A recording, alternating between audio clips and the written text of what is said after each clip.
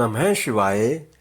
भगवान भोलेनाथ बहुत ही भोले हैं, जो अपने भक्तों की हर मनोवांछित इच्छा को जल्द ही पूरा कर देते हैं। इसीलिए भक्तों, आपसे प्रार्थना है कि इस कथा को पूरा सुने, जिससे कि आपको हर इच्छित फल की प्राप्ति हो सके। शुक्राचार्य को मृत संजीवनी की प्राप्ति कथा 50वां अध्याय, पंचम खंड, श्री रुद्र संहिता, शिव महापुराण। सनत कुमार जी बोले, हे व्यास जी, अब मैं आपको यह बताता हूँ कि दैत्य गुरु शुक्राचार्य को भगवान शिव से मृत्युंजय नामक मृत्यु को जीत लेने वाली उत्तम विद्या कैसे प्राप्त हुई। एक बार की बात है, शुक्राचार्य वाराणसी नामक नगरी में जाकर भगवान विश्वनाथ का ध्यान करते हुए उनकी घोर तपस्या करने लगे।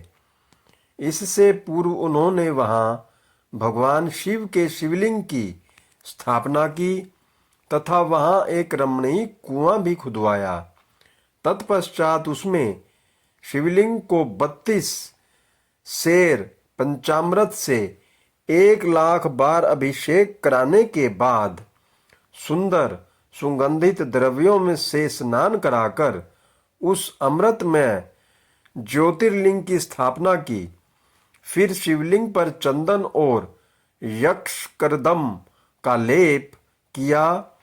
राज चंपक, धतूर, कनेर, कमल, मालती, कर्णिकार, कदम्ब, मोलसिरी, उत्पल, मल्लिका, चमेली, शतपत्री, ढाक, सिंधुवार, बंधु पुष्प, पुनाग, नागकेसर, केसर, नवमलिक, रक्तदला, कुंद मोतिया, मंदार, बिल्व पत्तर, गुमा, मरुआ, वर्क, गठीवन, दोना, आम के पत्ते, तुलसी, देवजवासा, बृहत्पत्री, नादरुख, अगस्त्य, साल, देवदारू, कचनार, कुर्बक और कुरंतक के फूलों और अनेक प्रकार के पल्लवों से भगवान शिव की विधिवत पूजा अर्चना की। भगवान शिव के सहस्त्र नामों का जाप कर उनकी स्तुति की। इस प्रकार दैत्य गुरु शुक्राचार्य 5,000 वर्षों तक अनेक प्रकार एवं विधि विधान से शिवजी की पूजन करते रहे।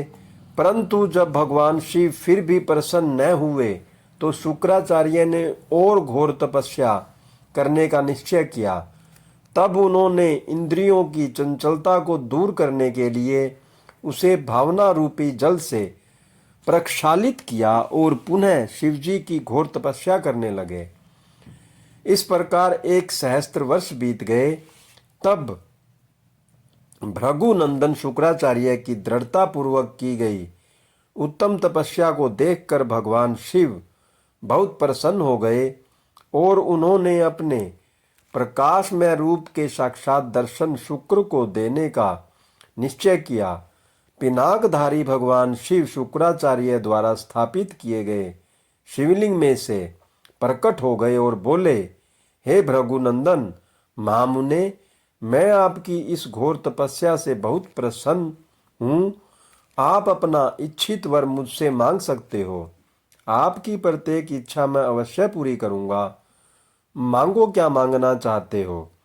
भगवान शिव के इस प्रकार के उत्तम वचनों को सुनकर शुक्राचार्य ने देवाधिदेव भगवान शिव को प्रणाम किया और सिर झुकाकर अंजलि बांधकर जय जय का उच्चारण करते हुए भगवान शिव की बहुत स्तुति की और शिवजी के चरणों में ही लेट गए। तब भगवान शिव ने उन्हें अपने चरणों से ऊपर उठाया और अपने हृदय से लगा लिया।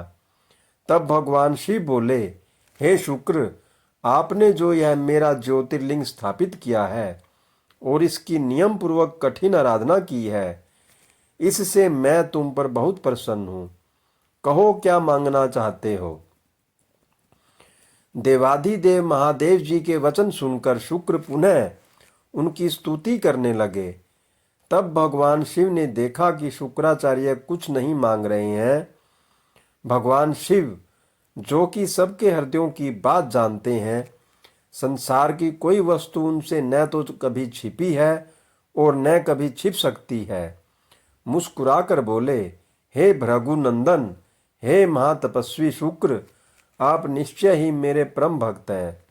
आपने इस पवित्र काशी नगरी में मेरे ज्योतिर्लिंग की स्थापना करके उत्तम मन से भक्ति में आराधना की है। जिस प्रकार एक पुत्र अपने पिता का आदर एवं पूजन करता है, तुमने उससे भी बढ़कर कार्य किया है।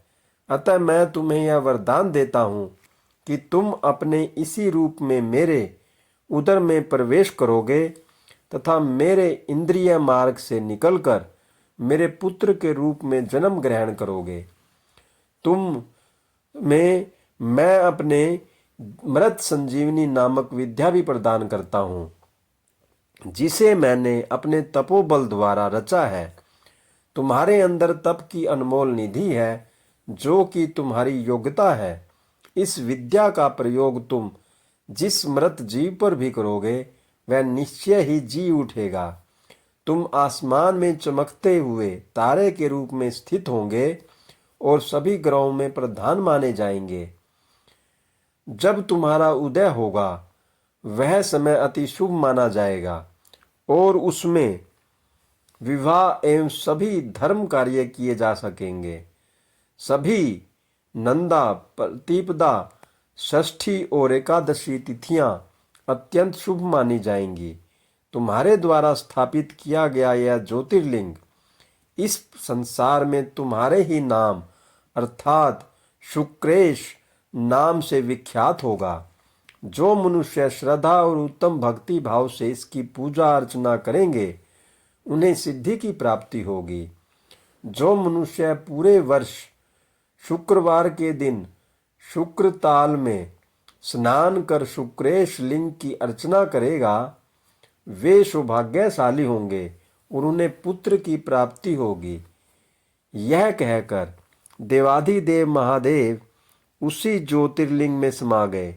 तत्पश्चात दैत्य गुरु प्रसन्न मन से अपने धाम को चले गए। ओम नमः शिवाय। हर हर महादेव। जय भोले।